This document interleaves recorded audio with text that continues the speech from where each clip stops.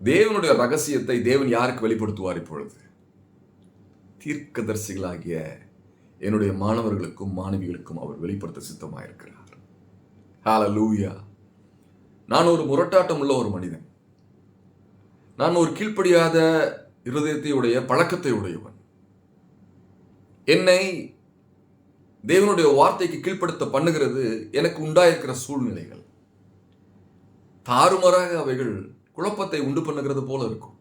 அப்பொழுது நான் புரிந்து கொள்வேன், தேவன் ஒன்றை செய்ய சொல்கிறார் என்று. அப்படியே நான் பிறந்ததிலிருந்து வளர்ந்து விட்டேன்.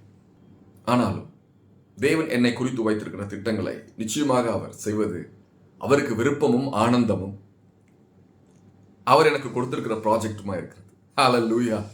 அவருடைய ப்ராஜெக்ட்ஸ்க்கு கீழ்ப்படிவது எனக்கு மிகுந்த சந்தோஷம்.